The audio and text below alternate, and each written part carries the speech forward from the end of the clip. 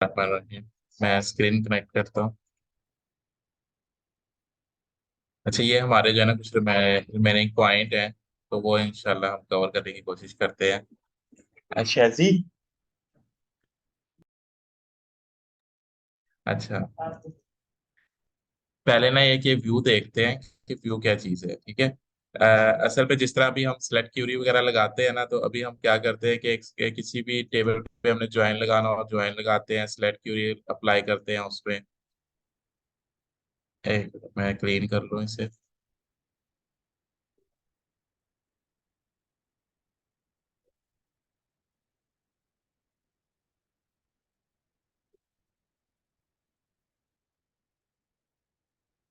ये चीज़, अब हमने जो है कोई भी एक टेबल सेलेक्ट कर लेते हैं। फॉर एग्जांपल हम यहाँ पे ऑर्डर का टेबल सेलेक्ट करते हैं,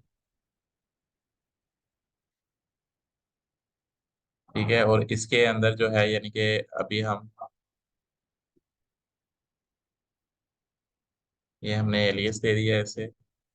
और इसके साथ हम ये शिपर की जो है ना ये ज्वाइन लगा लेते हैं। हालांकि इसके अंदर ज्वाइन बहुत से लग सकते हैं, यानी एम्प्लॉय के साथ भी लगेगा, शिपर के साथ भी लगेगा, और कस्टमर के साथ भी लगेगा।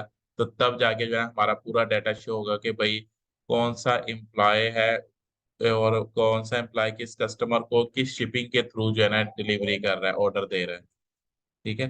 तो अभी हम सिर्फ इधर एक ज्वाइन लगा लेते हैं जो कि इनर ज्वाइन होगा, और वो हम लगाएंगे शिपर के साथ।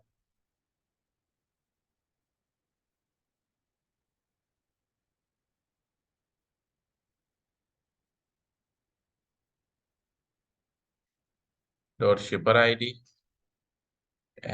Is equal to O dot ship via, ठीक है। अब इधर मैं सिलेक्टिव रिकॉर्ड उठा लेता हूँ। फॉर एग्जांपल ऑर्डर का मैं उठा लेता हूँ ऑर्डर आईडी, और इसके अलावा मुझे चाहिए ऑर्डर का ऑर्डर डेट। ऑर्डर डेट आ गई। और इसकी मेरी रिक्वायरमेंट है कि इसका मैंने फॉर्मेट भी चेंज करना है। तो फॉर्मेट चेंज करने का भी तरीका हमें पता है, तो इसको मैं फॉर्मेट भी कर देता हूँ। ओके बेटा, ओके। फॉर्मेट मैंने इसे फॉर्मेट में कर दिया कि T D dash M M dash Y Y Y Y. ये मेरे पास रिकॉर्ड आ गया। इसके अलावा मुझे उसका चाहिए कि वो किस ऑर्डर पे शिप हुआ है, यानी किस प्लेस पे, एड्रेस उसका। और एक मुझे जो चाहिए वो शिपर से चाहिए कि भाई कंपनी नेम क्या है जिसने इसे शिप किया है, ठीक है। अब मैं इसको रन करता हूँ, ठीक है। मेरे पास रिक्वायर्ड डाटा आ गया। अब देखो, क्योंकि मैंने इसे फॉर्मेट किया था तो इसलिए इसका जो कॉलम नेम है इधर नहीं आया, तो मैं इसको नाम दे देता हूँ एज ऑर्डर डेट। बाकी मेरे ख्याल में बाकी सारों के कॉलम नेम सही है, तो इसलिए मैंने किसी का चेंज नहीं किया। तो ये मेरे पास ना रिक्वायर्ड टेबल आ गया जो मुझे किसी भी स्पेसिफिक क्यूरी के लिए रिक्वायर्ड था। अच्छा, अब इसका जो है ना हम व्यू भी बना सकते हैं। व्यू, एक्चुअली व्यू की डेफिनेशन क्या है कि वर्चुअल टेबल, ठीक है। बजाय इसके कि नेक्स्ट टाइम मैं कोई क्यूरी लगाऊंगा या कोई ज्वाइन लगाऊंगा, मैं ना इसका वर्चुअली टेबल क्रिएट कर लेता हूँ। और वो कैसे करता हूँ मैं टेबल क्रिएट?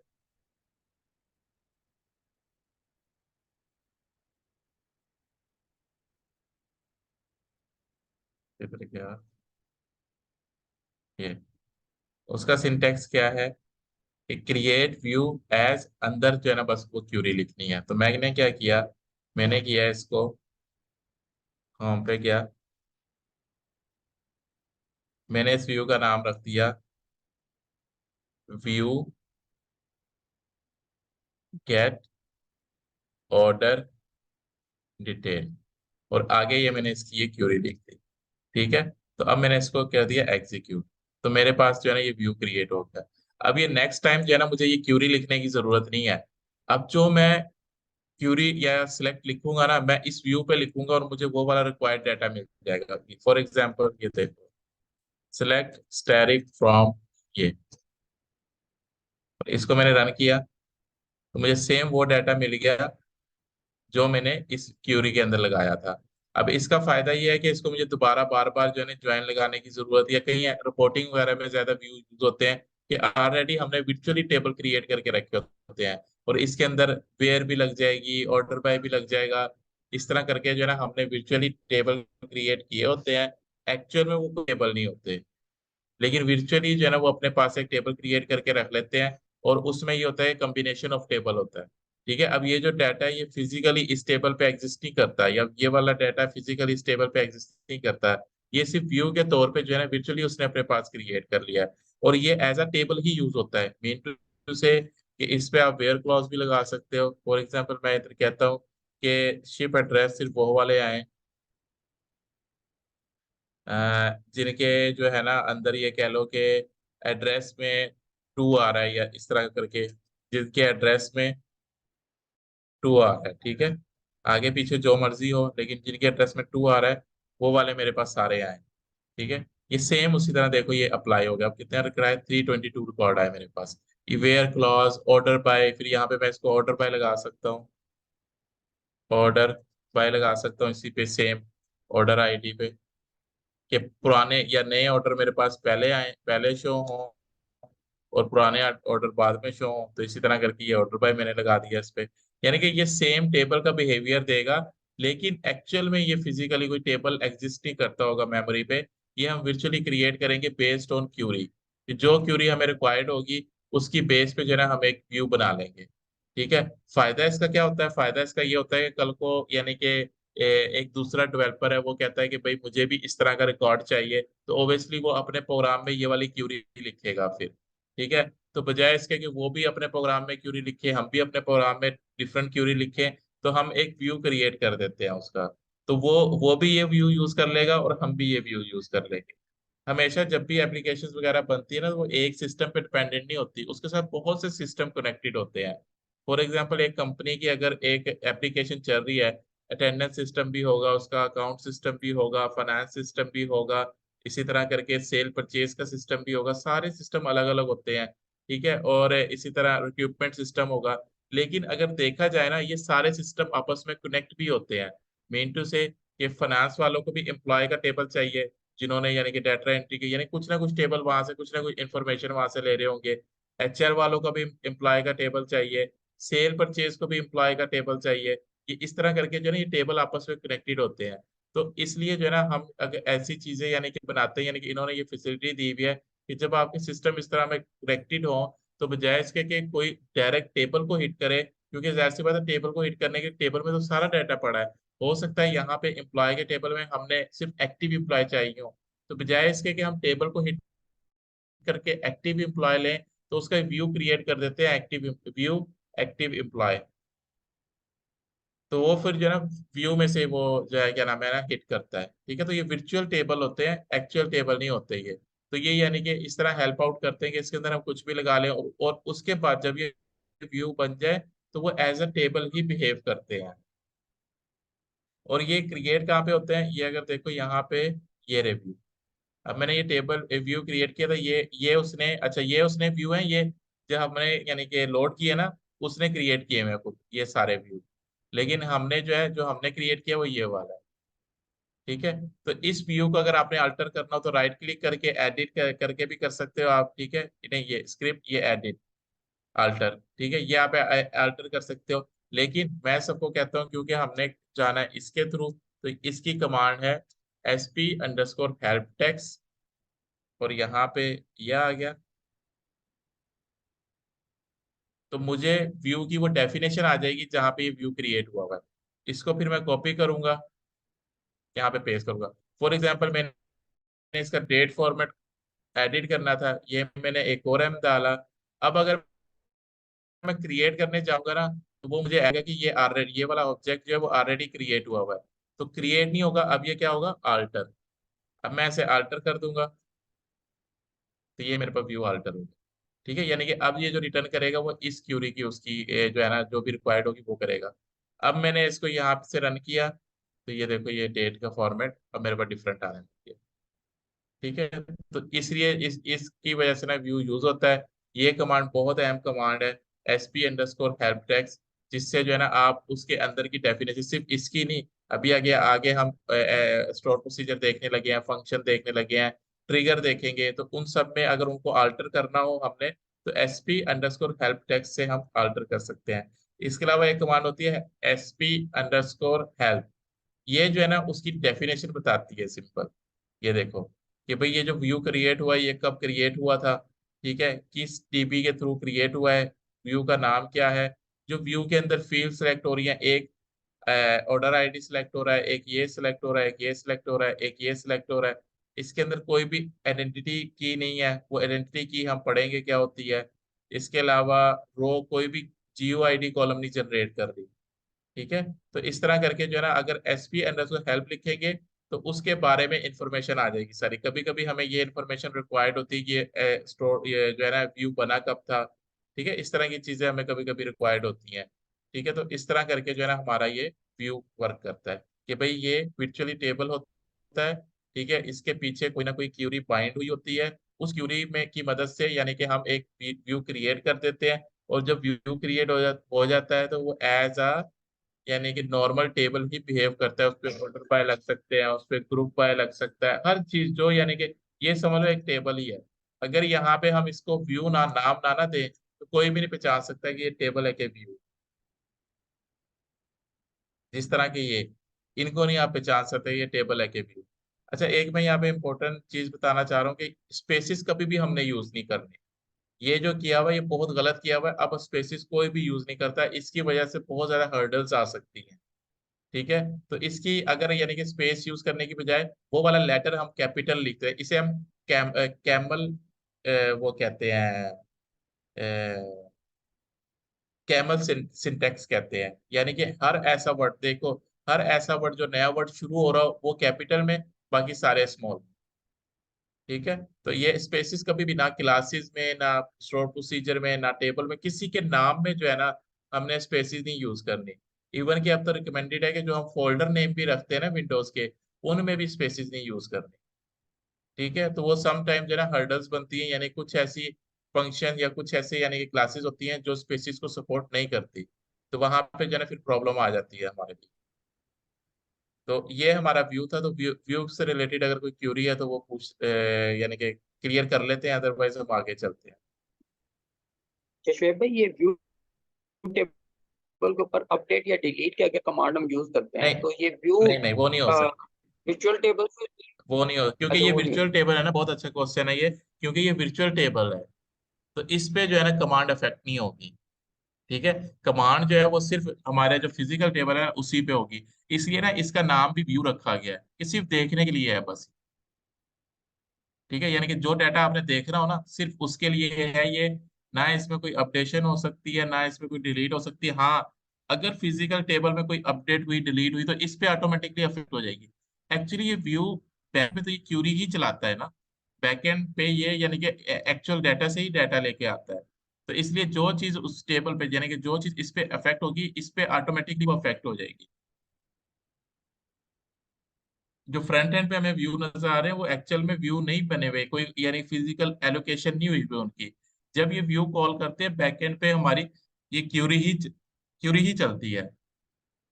लेकिन बस सिर्फ इसका फायदा देखो, अब जिस तरह हमने अभी डिस्कस किया, ऑर्डर टेबल में कितने ज्यादा कॉलम थे और कितने ज्यादा कॉलम के ज्वाइन लगे हुए थे।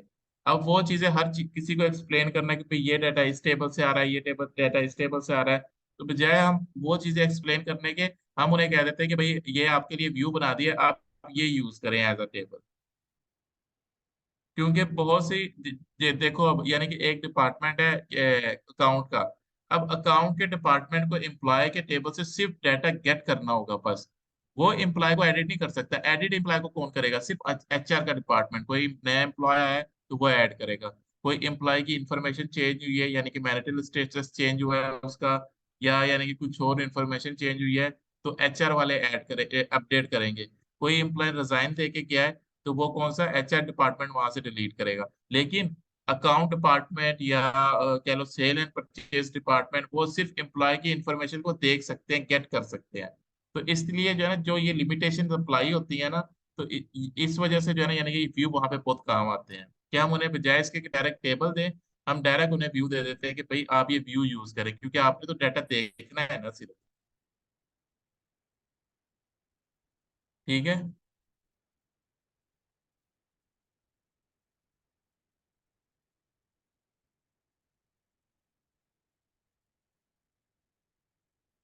अच्छा, अब हम आते हैं इस पे स्टोर प्रोसीजर, ये क्या होते हैं।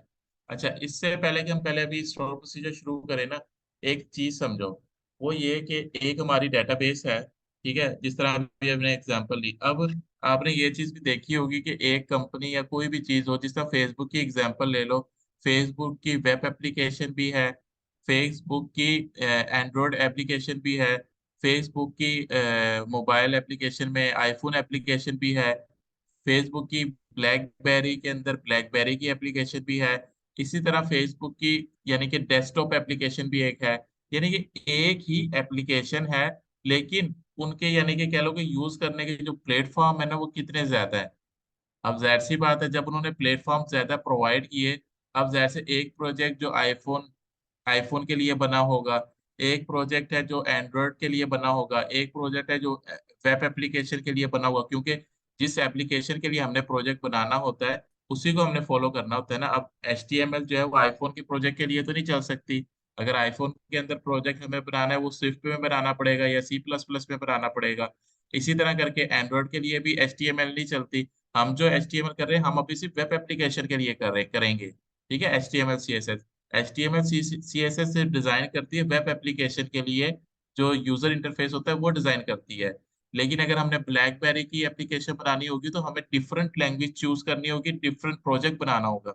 जब ये इस तरह करके डिफरेंट डिफरेंट प्रोजेक्ट बनाने होंगे, 4-5 जब प्रोजेक्ट बनाने होंगे, ठीक है। अब हमारे पास क्या है कि अब हमारे पास फॉर एग्जांपल जिस तरह हम हमारे जो फेसबुक के अकाउंट है, ठीक है, अकाउंट बनता है। अगर हमने कोई अब इंसर्ट की क्यूरी लगानी है, तो अभी तक के नॉलेज के हिसाब से हम हर एप्लीकेशन में एक इंसर्ट की क्यूरी लगाएंगे, यानी कि लगेगी ऑब्वियसली। जब हम कोई एम्प्लॉय क्रिएट कर रहा होगा, वहां पे उसका user name, password, email address address phone number, ठीक है, इस तरह करके सारी इंफॉर्मेशन लेके, जिस तरह डेपर में यानी कि एक इंसर्ट की क्यूरी लगती है, वो एक इंसर्ट की क्यूरी लगेगी वहां पे। जब वो एक इंसर्ट की क्यूरी लगेगी, तो वो जो है स्पेसिफिक टेबल में रिकॉर्ड इंसर्ट करेगी। और ये इंसर्ट की क्यूरी हमारी हर एप्लीकेशन में लगेगी, यानी कि आईफोन की एप्लीकेशन पे भी लगेगी, एंड्रॉयड के में भी लगेगी, वेब एप्लीकेशन में भी लगेगी। अभी मैं 3 लेके चल रहा हूँ, ठीक है। लेकिन इसके अलावा यानी कि 10-12 एप्लीकेशन होती है, जिस तरह के आजकल के हमारे प्लेटफॉर्म आ गए हैं। इवन के लिए मैक के लिए फेसबुक की वो अलग एप्लीकेशन बनेगी। तो जितने जितने हमने प्लेटफॉर्म देने होते हैं ना, उस हर किसी के लिए अलग एप्लीकेशन बनती है। ठीक है, तो अब जब हमने उसे इंसर्ट की क्यूरी दी, कल को ये डिसीजन चेंज हुआ कि हमने यूजर के अंदर जो है एक और कॉलम ऐड करना। ठीक है, यानी कि एक रिक्वायरमेंट आ गई कि भाई फॉर एग्जांपल नेशनैलिटी का जो है ना स्पेसिफिक एक कॉलम ऐड करना है, जो यूजर के अंदर ही होगा। अभी नेशनैलिटी का कोई कॉलम नहीं है वहां पे, ठीक है, तो नेशनैलिटी का कॉलम एक ऐड करना है। तो अब इस चीज का अफेक्ट क्या होगा। अब इस चीज का अफेक्ट क्या होगा कि भाई जो यानी कि फेसबुक की हमने वेब एप्लीकेशन बनाई है उसमें भी चेंज आएगा, जो हमने मोबाइल एप्लीकेशन यानी कि जो स्विफ्ट में या C++ में बनाई है उसमें भी चेंज आएगा।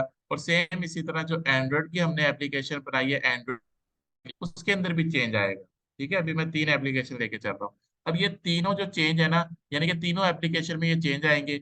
जब ये तीनों एप्लीकेशन में चेंज आएंगे, मैंने ये चेंज तो कर दिया, जाहिर सी बात है अब यूजर को ये चेंज दिखाने के लिए हमें उस एप्लीकेशन को दोबारा अप करना पड़ेगा, यानी कि उस सर्वर पे डिप्लॉय करना पड़ेगा जिस सर्वर से हमारे जो यूजर है ना वो एप्लीकेशन को एक्सेस कर रहे हैं। और ये सारी डिप्लॉयमेंट हर जगह होगी। आप लोगों ने इसलिए देखा होगा, कभी आप मोबाइल एप्लीकेशन यूज कर रहे हो तो ऑटोमेटिक आप लोगों को कह देता है कि भाई इसकी अपडेट आ गई है, इसे अपडेट कर लो। वो आप लोगों को पता भी नहीं होता कि अपडेट क्या हुआ है, लेकिन बैकएंड पे कुछ ना कुछ तो अपडेट हुआ होता है जिस वजह से उन्होंने कहा होता है कि इसे अपडेट कर लो। और वो जो अपडेट हुआ होता है वो इसी तरह की चीजें अपडेट हुई होती हैं कि पीछे कोई रिक्वायरमेंट चेंज हुई हो, उसकी वजह से डाटा चेंज हुआ हो और उसकी वजह से हमें अपनी क्यूरी चेंज करनी पड़ी हो, या कोई बिजनेस चेंज हुआ हो। ठीक है, अब इसको हम थोड़ी सी और सिंपल एग्जांपल इस तरह कर लेते हैं कि जिस तरह एक कंपनी है, सेम उसी तरह की मल्टीपल एप्लीकेशंस है। ठीक है, अब उस कंपनी ने कहा हुआ है कि भाई हमारा जो एम्प्लॉय है ना, जिसके पास जिस तरह इवन कि हमारा हमारा भी ऐसे ही है ना, जिसके पास आईफोन है वो आईफोन से चेक इन कर दे अपनी अटेंडेंस, जिसके पास यानी कि एंड्रॉयड है वो उससे चेक इन कर दे अपनी अटेंडेंस, और जिसके पास यानी कि वेब एप्लीकेशन है वो उससे कर दे।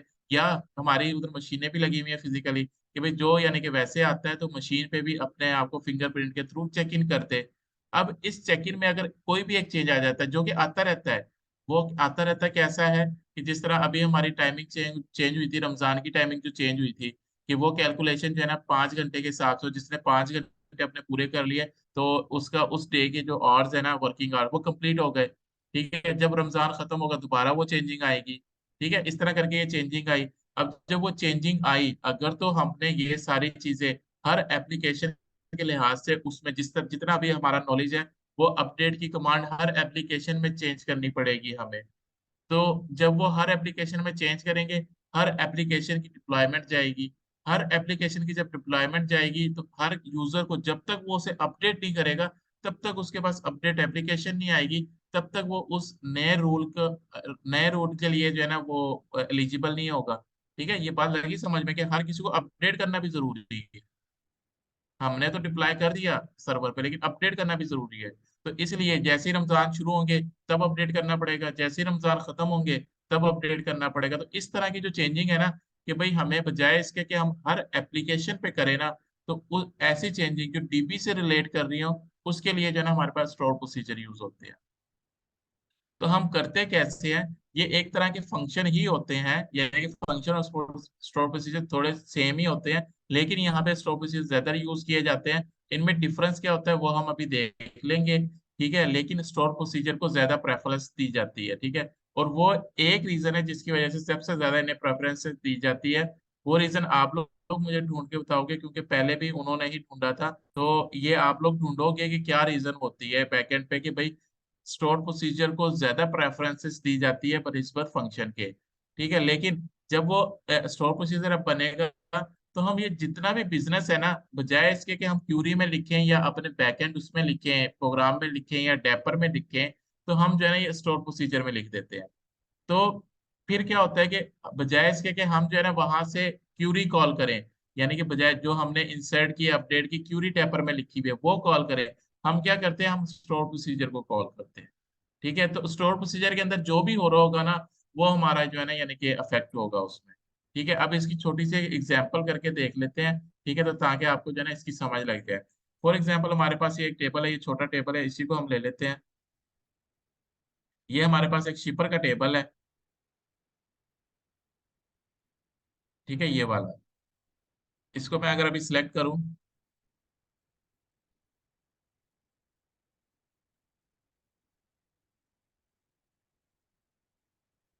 ये मेरे पास रिकॉर्ड आ रहा है। ठीक है, अभी हमने जो एप्लीकेशन इंप्लीमेंट की हुई है सब में की हुई है, और उन सब के पास फैसिलिटी है कि वो एक नया शिपर जो है ना इसके अंदर ऐड कर सकते हैं। ठीक है, या उस शिपर को अपडेट कर सकते हैं। और सबके पास ये क्यूरी लिखी हुई है। क्यूरी क्या लिखी हुई है, इंसर्ट इनटू शिपर। ठीक है, अभी मैं कॉलम नेम पे नहीं जा रहा, मैं डायरेक्ट वैल्यू दे रहा हूँ इधर, लेकिन कॉलम नेम हमने लिखा करने हैं। ठीक है, इसकी आईडी हो गई 4। इस शिपर कंपनी को मैं कह देता हूँ न्यू कंपनी।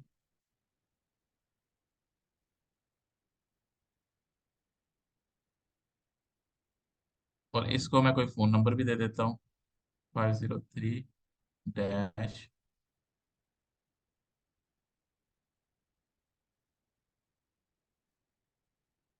स्पेस 1 2 3। ठीक है, ये मेरे पास वो क्यूरी लिखी हुई है। अब हर मोबाइल पे, यानी कि हर किसी के पास एक्सेस है कि वो जो है ना इसको अपडेट या कर सकता है या इंसर्ट कर सकता है, लेकिन अभी हम इंसर्ट की फैसिलिटी लेके चल रहे हैं। तो किसी भी मोबाइल में, यानी कि एंड्रॉयड हो, आईफोन हो, वेब एप्लीकेशन हो, टैब हो, लिनक्स हो, जो भी हो, उन्होंने ये क्यूरी इंप्लीमेंट की हुई है। ठीक है, अब इसको मैंने क्या किया, एक रिकॉर्ड को इंसर्ट कर दिया। ठीक है,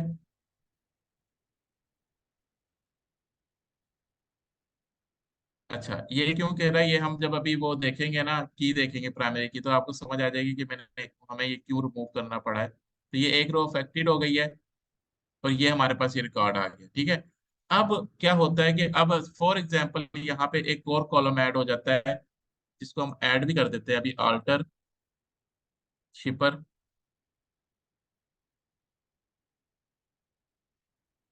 ऐड कॉलम, लिखो ना लिखो ऐसे फर्क नहीं पड़ता। कॉलम, कॉलम ऐड कर रहा हूँ फैक्स का। ये हमारे पास फैक्ट्स का एक कॉलम ऐड हो गया है। नॉट नल होगा, और डिफॉल्ट वैल्यू जिनकी अभी फैक्ट्स नहीं है उनको अभी ये सिंपल 0 0 0 लिखते हैं। ये ऑल्टर के बाद टेबल आएगा। हाँ,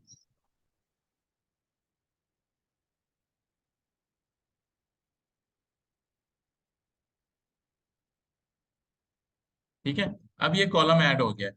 अब जब वो इंसर्ट करने जाएगा ना, या तो यहाँ पे 0 0 आएंगे, या ये फैक्स इंप्लीमेंट नहीं होगा। क्यों नहीं होगा? क्योंकि इसलिए नहीं होगा कि हमारे पास वो, यानी कि क्यूरीज ही नहीं लिखी हुई इस तरह।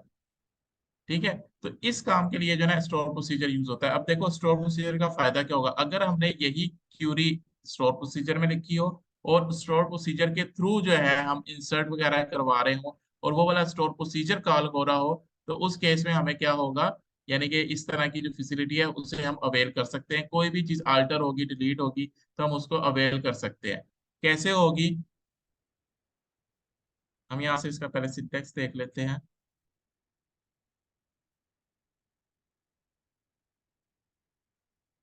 इधर है क्रिएट टेबल, ये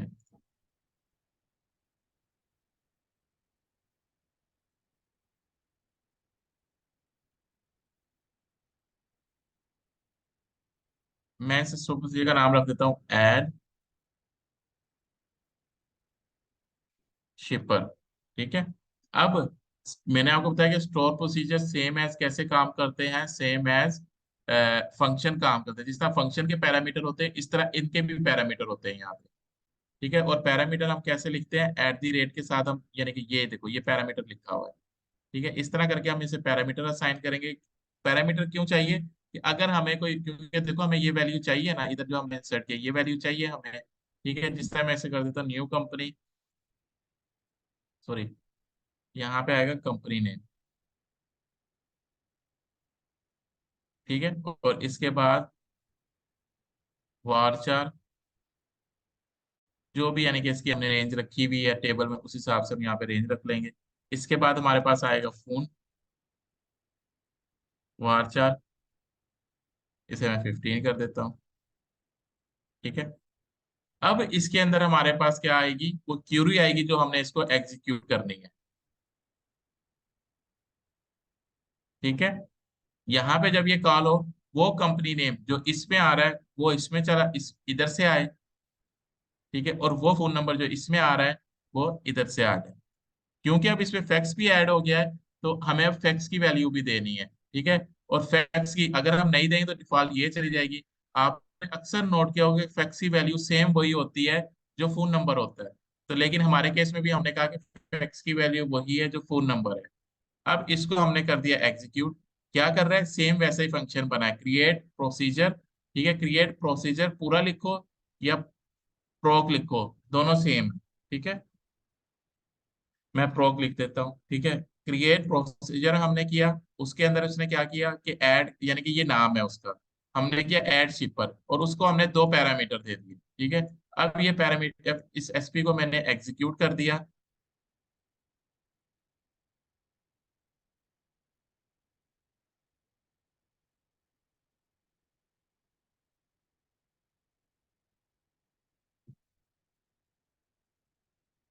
ठीक है।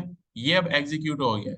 ठीक है। अब अगर मैं इसको एग्जीक्यूट करना है, इसके दो तरीके हैं कि अब देखो, अब हमने जब डाटा इंसर्ट करना है ना, बजाय इसके कि हम ये पूरी क्यूरी लिखे, हमने अपने कोड में डेपर में इस एसपी को कॉल करना है। कॉल करना बहुत आसान है, वो टफ नहीं है कपास। जिस तरह हम फंक्शन को कॉल करते हैं ना, इसी तरह करके अब हमने एसपी को कॉल करना है, बजाय इसके कि हम ये वाली डायरेक्ट क्यूरी वहां पे लिखें।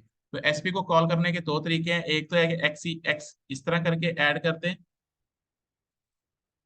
ठीक है। इस तरह करके कॉल करें, या डायरेक्ट नेम भी लिख लेना, तब भी ये कॉल होगा। ठीक है। लेकिन अब इसके अंदर क्योंकि दो पैरामीटर हम पास कर रहे हैं, तो अब मैं इसको एक पैरामीटर में दे देता हूँ कंपनी नेम टू, और यहाँ पे इसे कोई फोन नंबर भी दे देता हूँ।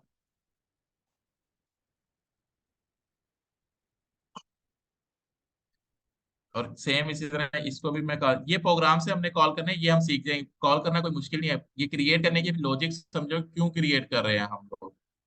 अब दोनों तरह से जो है ना, इसको मैं कंपनी 3 कर देता हूँ, और इसका फैक्स नंबर मैं यहाँ पे ये कर देता हूँ, फैक्स नंबर और फोन नंबर। अब इसको मैं एग्जीक्यूट करता हूँ।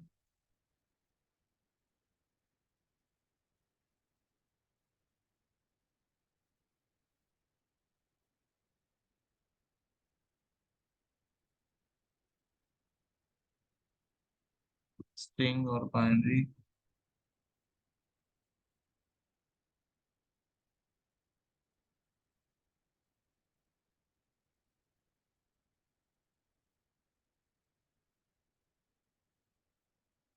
हाँ कोई बता सकता है कि क्या इशू आया यहाँ पे?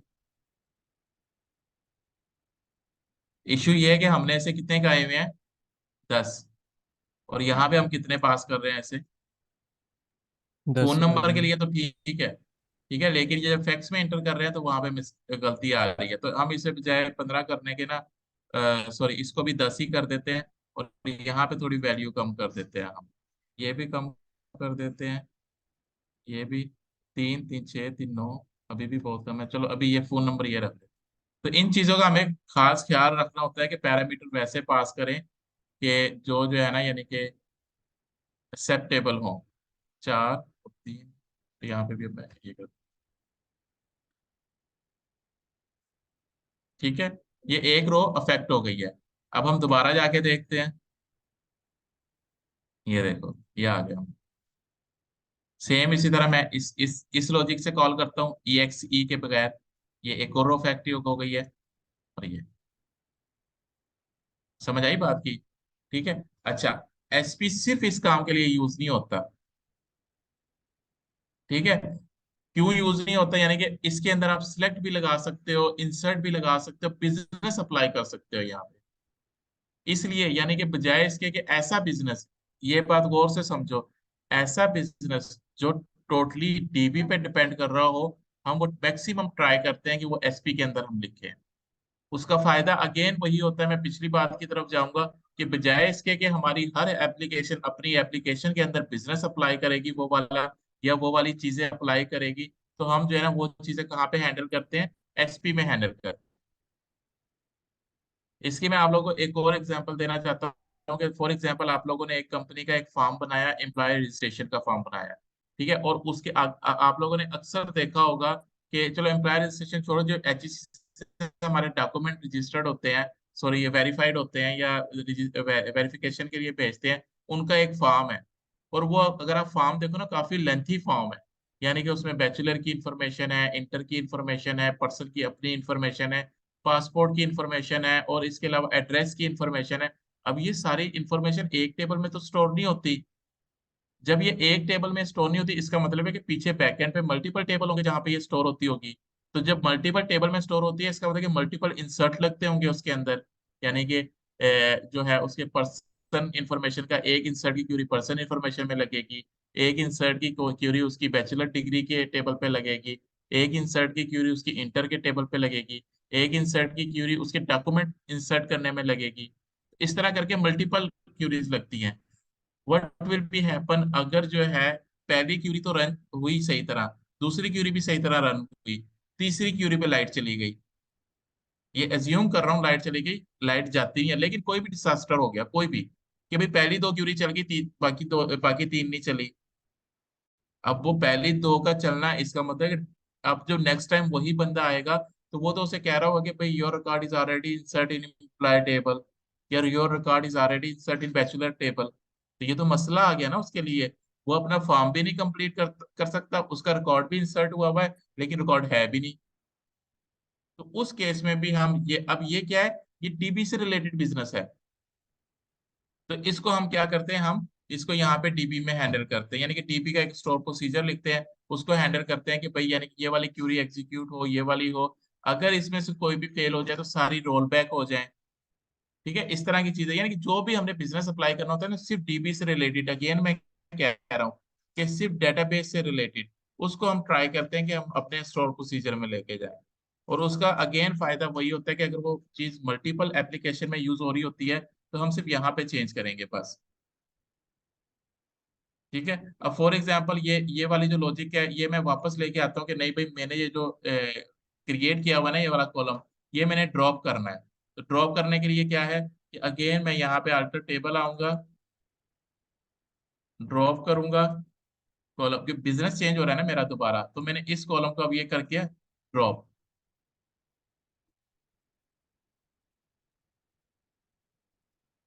अगेन ये उसी का मुझे कह रहा है जो कि इसके अंदर जो है ना कंस्ट्रेन लगी हुई है,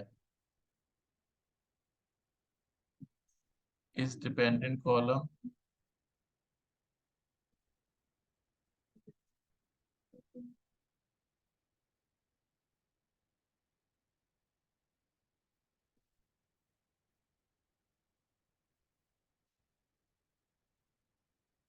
ठीक है, इस कंस्ट्रेन की वजह से ये डिलीट नहीं करने दे रहा। इस कंस्ट्रेन को मैं मैनुअली पहले डिलीट कर देता हूँ, और आप लोगों ने डिलीट करनी हो तो ऐसे ड्रॉप कंस्ट्रेन करके डिलीट करोगे। अब ये कॉलम अफेक्ट हो गया है। अब ये कॉलम चूंकि डिलीट हुआ है, अगर हमने डायरेक्ट इंसर्ट की क्यूरी लगाई होती है अपने प्रोजेक्ट में, तो आप समझ सकते हो ये हमारा यानी कि हर जगह चेंज करना पड़ रहा था, क्योंकि हम इंसर्ट की क्यूरी से हम एसपी पे चले गए हैं। तो एसपी में क्या चेंज आएगा, सिंपल ये एक जगह पे चेंज आएगा। इस एसपी को हम दोबारा अल्टर कर देंगे, क्योंकि हर हमारा प्रोग्राम एसपी को यूज कर रहा है, तो ऑटोमेटिकली ये जो है ना हर किसी के लिए इफेक्ट हो जाएगा। ठीक है, किसी को भी अपने कोड में चेंज करने की जरूरत नहीं है, किसी को भी नए डिप्लॉयमेंट करने की जरूरत नहीं है, किसी को भी वो वाले यानी कि एप्लीकेशन की अपडेट करने की जरूरत नहीं है। डायरेक्टली बैकएंड से ये सारी चीजें हैंडल हो गई। तो ये एसपी का या फंक्शन का मेन फायदा है, जिसकी वजह से ना हम एसपी और फंक्शन को यूज करते हैं एसक्यूएल के अंदर। यानी कि सेम ये चीजें हमारे पास सी शार्प वगैरह में अवेलेबल है, लेकिन क्यों हम तरजीह देते हैं इनको, कि जब हमारे पास डीबी से रिलेटेड अगर कोई चीज आए, डीबी से रिलेटेड कोई बिजनेस आए, डीबी से रिलेटेड ही हमारी चीजें हों, तो हम बजाय इसके कि हम अपनी सी शार्प में लिखें, वो हम स्टोर प्रोसीजर्स में लिखते हैं या फंक्शन में लिखते हैं। अब स्टोर प्रोसीजर और फंक्शन में थोड़ा सा डिफरेंस है, वो हम अभी देख लेते हैं। लेकिन प्रेफरेंस और मोस्टली यूज जो है ना स्टोर प्रोसीजर को किया जाता है। क्यों किया जाता है ये चीज आप लोग को क्लियर हो जाएगी। ठीक है, तो ये एसपी को थोड़ा सा देख लो अभी, तो अगर कोई क्यूरी है तो वो हम जो है ना इंशाल्लाह नेक्स्ट मीटिंग में डिस्कस करते हैं। तो अभी 40 हुआ है, तो 10:50 पे जो है ना हम दोबारा मीटिंग को ज्वाइन करते हैं।